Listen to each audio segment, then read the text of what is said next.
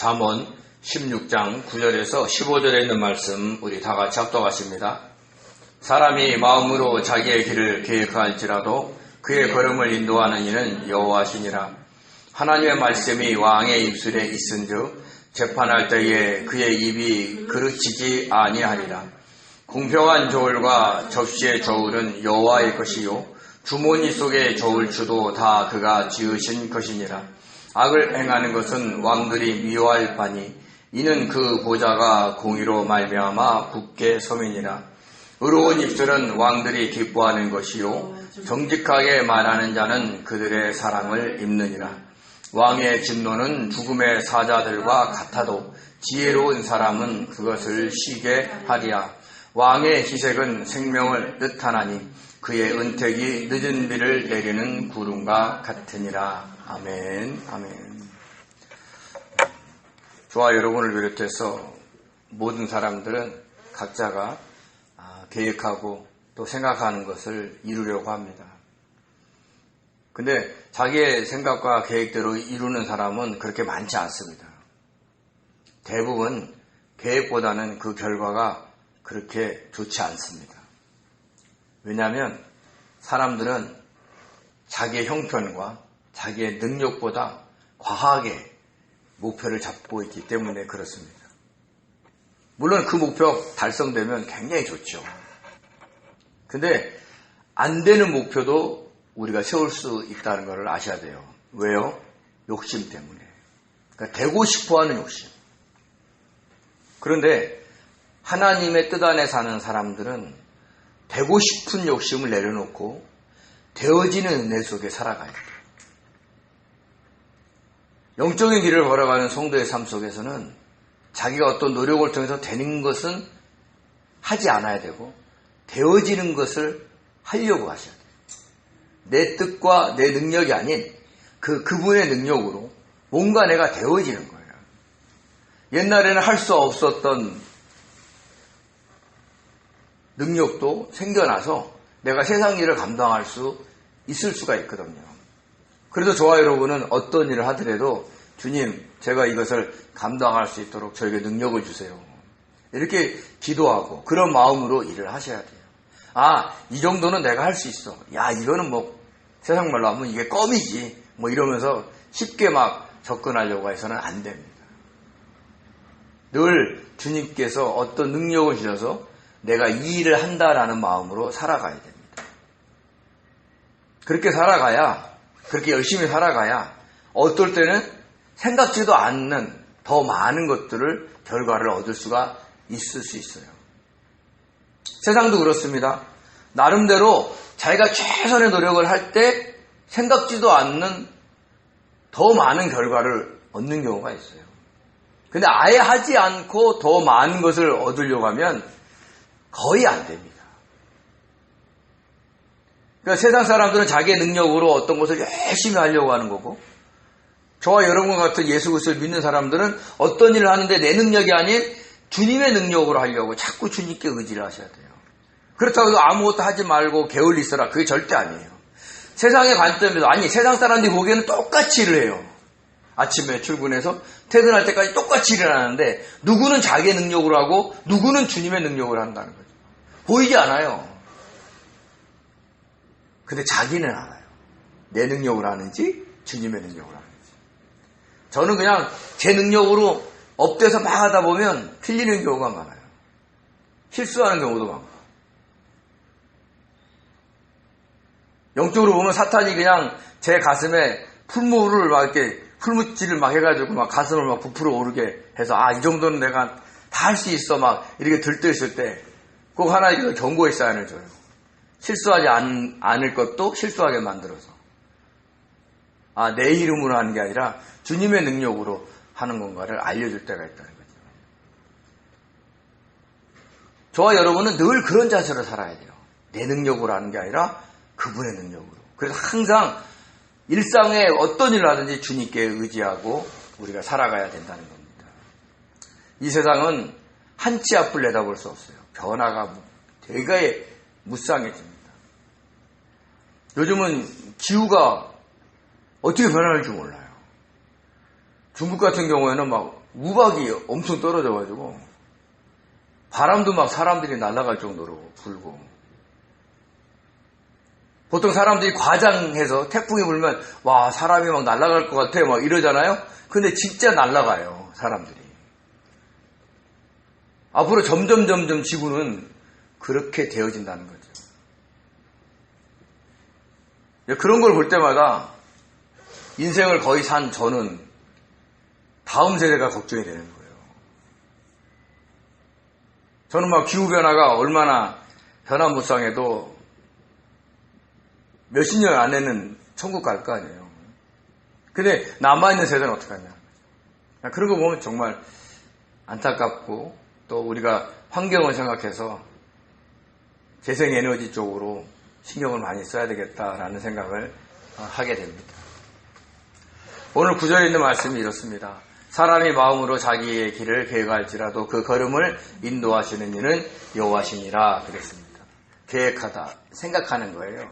인도하다 그러면 하나님이 그 길을 확정짓는다는 얘기를 하는 겁니다. 우리가 지난번에 잠언 16장 1절에 이런 말씀이 있습니다. 마음의 경영은 사람에게 있어도 말의 응답은 여호와께로부터 나오느니라. 같은 말이에요. 사람이 마음으로 막 자기 길을 계획하고 생각을 해도 그의 걸음을 인도한다는 것은 그가 말을 선포하고 실행한다는 얘기를 하는 겁니다. 이거 말의 응답, 그 걸음에 인도하신, 그건 다 하나님께서 하신 거예요. 이것을 알아야 우리가 그 결과에 대해서 하나님께 맡길 수가 있는 거예요. 우리 인간은 늘 자기의 능력 이상의 것을 바라요. 누가 그러겠어요? 꿈도 못 꾸냐? 꿈 꾸라는 거죠. 꿈은 꾸라는 얘기하는 겁니다. 그럼 그걸 꿈은 꿈으로 놔둬야 되는 거예요. 꿈을 현실로 끌어다가는 정말 사람이 답답해서 못 삽니다. 왜요? 자기 환경이 변하지 않으니까. 근데 우리가 이 말씀, 즉 사람이 마음으로 자기의 길을 계획할지라도 그 걸음을 인도하시는 이는 여호와 하나님이신 것을 아는 사람은 어떤 일을 하든지 간에 그 결과에 대해서 하나님의 뜻이다라고 받아들일 수가 있는 거죠. 그래서 저와 여러분은 항상 어떤 일을 하든지 주님의 뜻을 묻고 성령의 인도하심을 따라 행하는 훈련을 하셔야 돼요. 내가 막 원하는 대로 하게 되면 결과도 내가 원하는 대를 원하고 바랄 때가 많다는 거죠. 그러다 보면 실망하는 거예요. 좌절하게 되고. 우리가 주님께서 저와 여러분을 향한 계획이 있다는 걸 아시고 우리에게 주시는 어떤 결과에도 우리가 감사하는 삶을 꼭 살아야 되는 겁니다.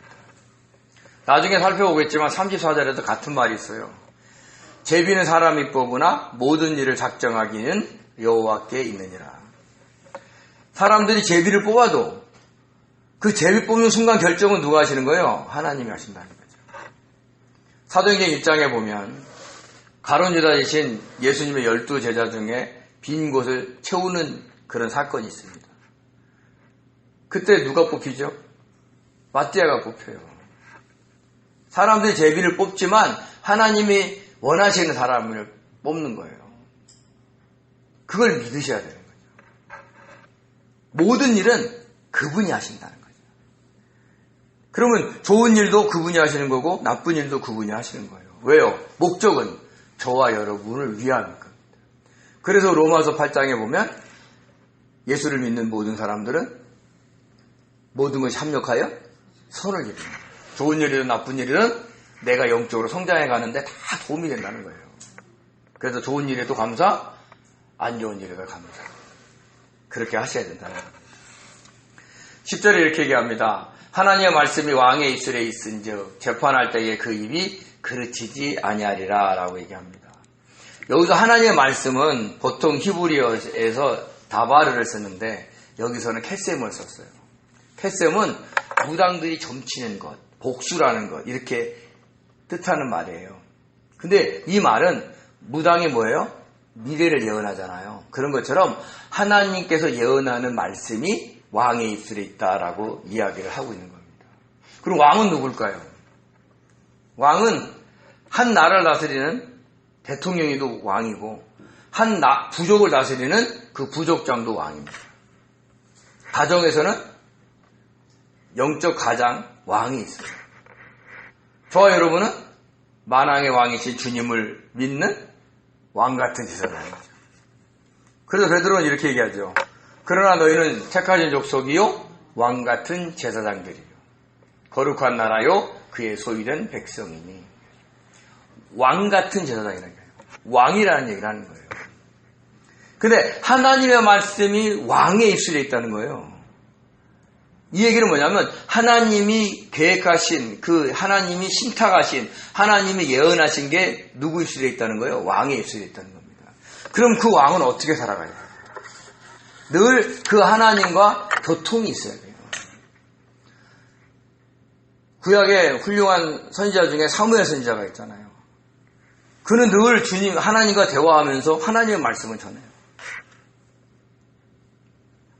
하나님께 아무 관심이 없는데 하나님이 말씀하실까요?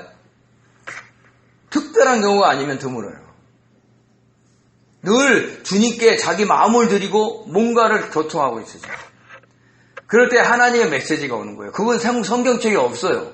저와 여러분의 삶 속에서도 늘 주님과 교통하고 있으면 앞으로 미래에 되어질 하나님의 뜻을 우리가 감지할 때가 있다는 거예요. 그것이 성령의 조명하시는 거예요.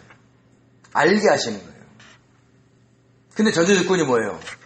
늘 주님께 관심을 갖고 마음을 기울이고 귀를 기울이고 있어요.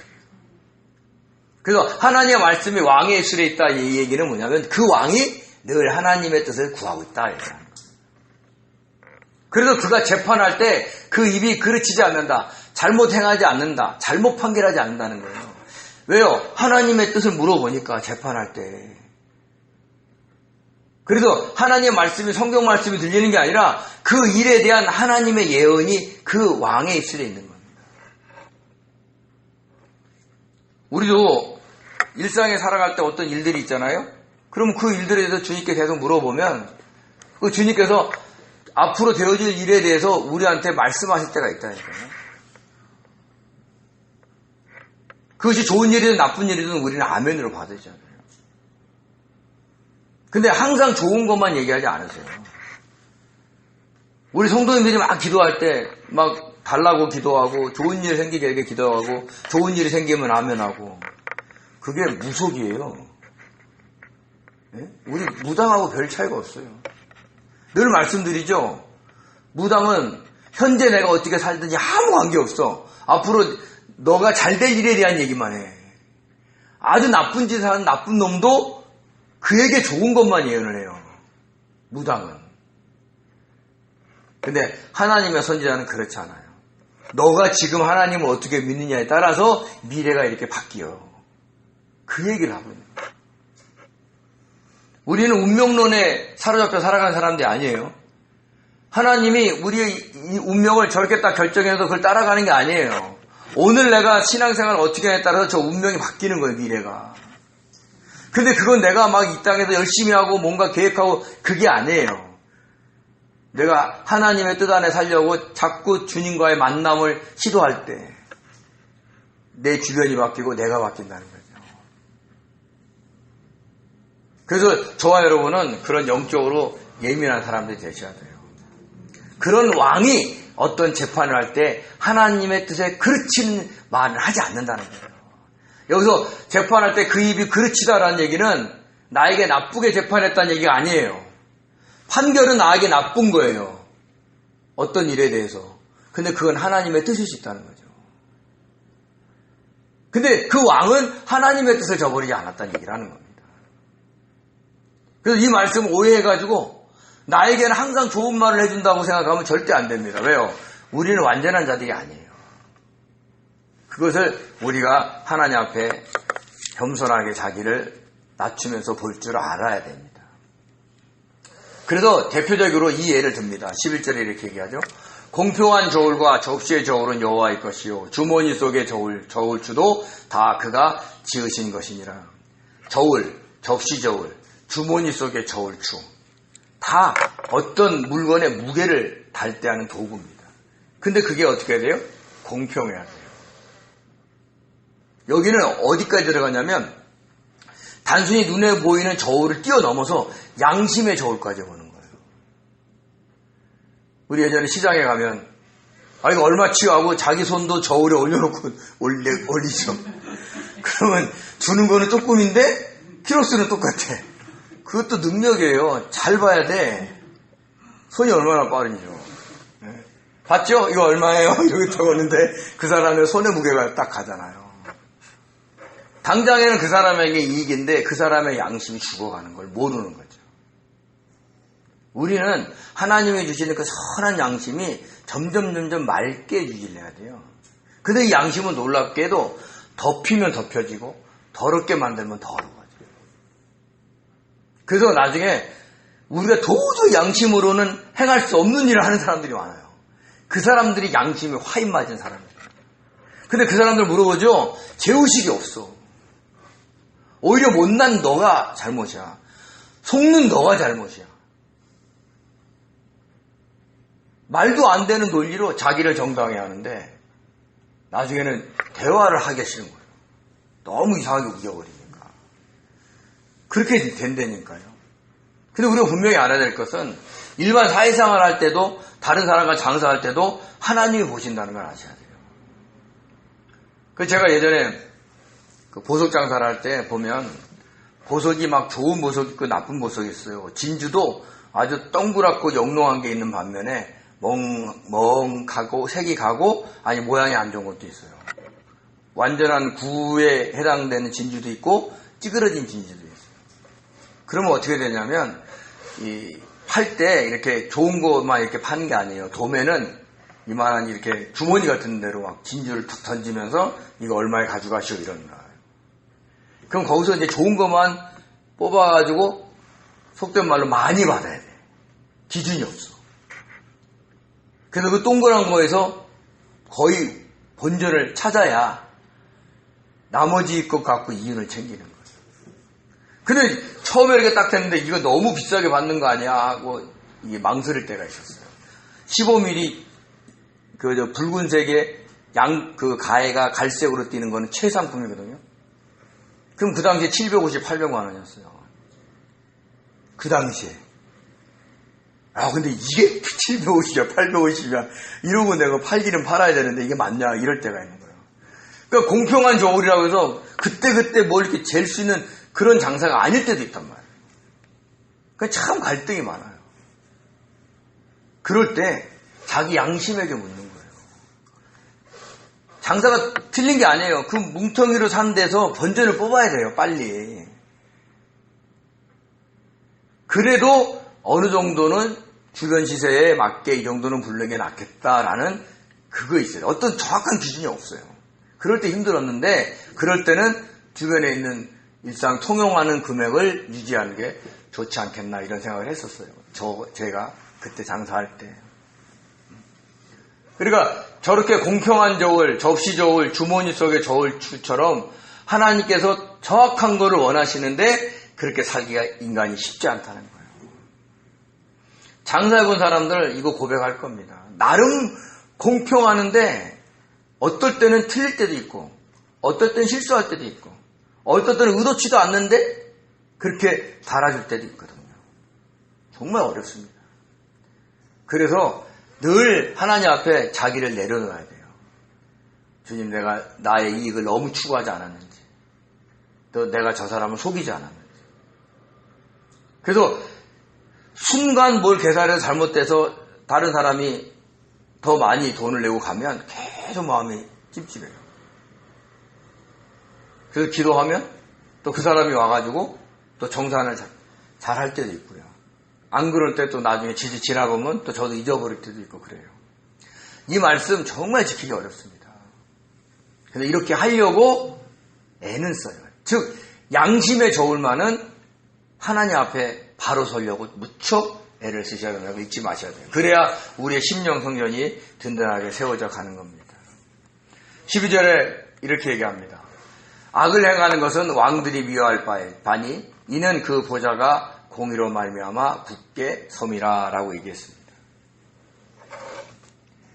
여기서 악을 행하는 것. 여기서 악을 행하는 것은 있잖아요. 도덕적으로 사회적으로 악하지 않아도 다른 사람을 아프게 하면서 자기 이익을 추구하는 경우도 있어요. 세상 법은 잘못이 없어요. 근데 자기가 이익을 위해서 다른 사람이 아프거나 손해가 나는 경우가 있다. 그런 경우는 왕들이 미워한다는 거예요. 즉 하나님 앞에 선한 양심을 갖고 살아가는 사람들은 그런 걸 싫어한다는 얘기라는 거예요. 아주 증오한다는 거죠. 오히려 내가 손해가 나면 낫지. 다른 사람이 손해나는 것을 견디기를 힘들어하는 겁니다. 또 악을 행하는 게 뭐예요? 예? 자기 뜻대로 막 행하는 거예요. 자기 뜻대로 행할 때 그 자체가 진짜 하나님 앞에 바로 서가려는 왕은 그것도 힘들어요. 아, 이게 내 마음대로 하고 있는 거 아니야? 내가 뭔가 원해서 하는 거 아니야? 이렇게 묻고 한단 말이에요. 주님은 어떻게 생각했을까? 그럴 때 점점 우리의 선한 양심이 깨끗해져서 우리가 성령의 교통이 잘 이루어지게 되는 겁니다. 그럴 때 그의 보좌가 공의로 말미암아 굳게 선다. 그의 영적 권위가 그렇게 하나님 앞에 의롭게 살아갈 때 굳게 서간다는 얘기라는 거예요. 굳게 서다의 히브리어 쿠는요, 올바로 서가는 거예요. 확립돼 나간다는 거예요. 그러니까 다른 사람들이 그것을 인정해 줄 수도 있고, 선한 천사들이 그것을 인정해 줄 수도 있고, 악한 마귀들도 인정해 줄 수 있는 거예요. 영육간의 세계에서 인정을 받을 수 있는 거. 그것은 뭐예요? 하나님이 싫어하는 거 싫어하고, 하나님이 기뻐하는 거 행하려고 하고. 그런 거죠. 그래서 늘 우리가 주님의 뜻 물어봐야 된다는 게 그런 겁니다. 내 생각은 맞는데 주님의 뜻은 아닐 수 있거든요. 내 생각은 아닌데 주님의 뜻은 그거일 수도 있어요. 근데 오히려 주님의 뜻이 도덕적으로 사람의 도리로 맞지 않을 때도 있어요. 되게 민감해야 돼요. 그러기 위해서는 늘 훈련을 하셔야 된다는 거예요. 물어보시고 또 물어보시고. 그럴 때 저와 여러분이 정말 주님 앞에서 바른 길을 갈 수 있어요. 이렇게 그의 보좌가 공의로 굳게 설 때 어떤 일이 생기느냐? 그 왕들에 대한 주변에 칭찬이 생겨요. 그러면 어떤 문이 열리냐? 전도의 문이 열리는 겁니다. 우리가 전도의 문이 막힐까 봐 늘 힘들어할 줄 아는 사람 되셔야 돼요. 지금 당장은 나의 이익을 위해서 추구하다가 내가 내 입으로 얘기하는 복음이 전해지지 않는 순간이 온다. 그것처럼 비참할 데가 없는 거예요. 세상 사람들이 보기에는 좀 부족하고 못나 보여도 그 사람이 예수를 진심으로 믿고 예수 그리스도를 전할 때 받아들일 수 있을 정도는 되셔야 돼요. 저와 여러분이 최소한 그 정도는 하고 사는 그런 성도들 되시기 바랍니다. 반면에 이렇게 악을 행하는 것은 왕들이 미워하지만 의로운 입술은 오히려 왕들이 기뻐하는 거예요. 정직한 입술. 정직한 입술은 하나님 앞에 의롭게 살아가는 왕들을 기쁘게 해주는 거예요. 그 얘기를 해주고 있는 거예요. 세상 사람들 중에서 정직한 사람들이 얼마나 많을까요? 생각보다 많지 않습니다. 저도 정직하다고 얘기하기가 어려울 때도 많아요. 우리가 보통 인상으로는 저 사람은 싫은 소리도 안 하고 나쁜 짓도 안 하고 정직하게 보이는데 나중에 드러나는 거 보면 다 자기를 위해서 살아가느라고 불법을 저지르는 사람들이 대부분이라. 저와 여러분도 그 범죄에서 자유롭지 않습니다. 근데 분명히 알아야 될 것은 정직하게 말하는 자를 왕들이 사랑해요. 그러니까 저와 여러분이 내가 좋아하는 사람을 내 스타일에 맞다고 좋아하지 마시고 뭔가 주님 앞에서 정직하게 살아가려고 하는 사람을 기뻐하실 줄 아셔야 돼요. 나를 좋아하지 않는다 할지라도. 왜냐하면 제가 항상 주님의 기준으로 사람을 보고 판단하고 대할 수 없거든요. 저도 육신을 갖고 있기 때문에 항상 나의 입장에서 보는 경우가 많아요. 근데 나의 입장에서는 좀 불편한데 저 사람이 정말 하나님의 뜻 안에서 살아가는 것처럼 보이면 그 사람을 보고 기뻐할 줄 알고 또 그 사람에게 사랑을 베풀 줄도 알아야 돼요. 정직하게 말하는 자는 그들의 사랑을 입는다 얘기했는데 그들이 뭐냐? 왕들이라는 얘기를 하는 거예요. 잠언 22장 11절에 이렇게 얘기합니다. 마음의 정결을 사모하는 자 입술에는 덕이 있으므로 임금이 그의 친구가 되느니라. 여기서 정결하다는 건 순수하다는 얘기를 하는 겁니다. 임금이 그의 친구가 되는 예가 있었어요. 어디 있었어요? 요한복음에 나옵니다. 요한복음 15장 14절 15절에 이런 말씀이 있습니다. 너희는 내가 명하는 대로 행하면 곧 나의 친구라. 이제부터는 너희를 종이라 하지 아니하리니 종은 주인이 하는 것을 알지 못함이라.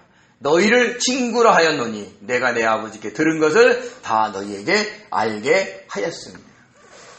이것은 하나님 예수께서 구속의 역사를 얘기하는 것도 되지만 가깝게는 살갑게는 우리가 주님의 뜻대로 살아간다면 우리가 주님의 친구가 되고 우리를 향하신 하나님의 뜻을 그 주님이 우리에게 알려주시는 얘기라는 거예요. 그래서 주님께 묻고 그러면 주님이 우리에게 쉽게 성령을 통해서 감동을 주는 겁니다. 그래서 우리는 하나님이 무슨 뜻을 갖고 있는지를 알게 되죠. 그래서 친구처럼 그 모든 것들을 의논하고 그 일을 함께 행하려고 도모하는 겁니다. 저와 여러분이 그 수준의 반열에 오르기를 예수님으로 축원드립니다. 14절에 이렇게 얘기합니다. 왕의 진노는 죽음의 사자들과 같아도 지혜로운 사람은 그것을 쉬게 하느니라 라고 얘기했습니다. 왕은 굉장히 권위를 갖고 있어요. 근데 그 왕이 분도하면 어떻게 돼요? 거의 죽음을 통보하는 거랑 마찬가지예요. 여기서 사자는요, 어떤 메시지를 전하는 사실을 의미하는 겁니다. 그 왕이 진노하지 않아야 돼요. 이 얘기는 만왕의 왕이신 주님이 진노하지 않아야 되기도 하고, 왕 같은 우리가 진노하지 않아야 돼요. 저와 여러분이 막 함부로 막 화내면 어떻게 돼요? 주변 사람들은 아주 공포예요, 공포. 우리는 안 그럴까요? 막 주변 사람들이 막 화내면 우리는 그래 너 화내라 뭐 이러고 있겠어요? 같이 분위기가 안 좋아지는 겁니다. 예전에 저희가 어렸을 때 저희 아버님이 술을 드시고 오셔가지고 난리를 치잖아요. 온 가족이 공포입니다. 공포. 잠도 못 자고 하도 두들겨 패면 도망가야 돼요. 이모네지고. 그럼 얼마나 그 처량한지 몰라요. 그때 새벽에 옷도 제대로 못 입고.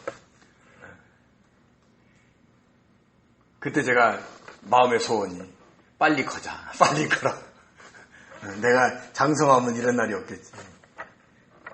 근데 이제 너무 커가지고 늙어가지고 이제 옛날 말을 하게 됐습니다. 그러니까 주님을 진노케 하지 않는 것도 지혜로운 자예요. 그리고 우리가 진노하지 않는 것도 지혜일 수 있다는 겁니다. 그래서 저와 여러분이 늘 어떤 일에 대해서 진노하지 않아야 되고 주님을 마음 아프게 하지 않으려고 애를 쓰셔야 돼요. 15절에 이렇게 얘기합니다. 반대로 왕이 진노하는 게 아니라 왕이 희색. 왕이 얼굴이 너무 좋은 거예요. 그러면 어떻게 돼요? 분위기가 엄청 좋죠. 저는 저희 집이 늘 그렇게 성장하는 과정 속에 늘 불안했기 때문에 저희 자녀들은 집에 올 때 억눌리는 마음으로 안 들어오기를 바라고 지금까지 살고 있어요. 그나마 우리 아들이 우리 집에 들어올 때 제가 그 나이 때 느꼈던 그런 억눌림은 없을 거예요. 왜요? 제가 요새 아들에 눌려 살거든요. 요즘은 어른들이 눌려 살아요. 우리는 어른한테 눌려 살았는데 요즘은 우리가 아이들한테 눌려 살아요. 네. 그 아이들은 집에 올 때 전혀 의색 안 해요. 제가 우리 조카 둘이 있는데 그 조카 둘이 사이를 잘 봤어요.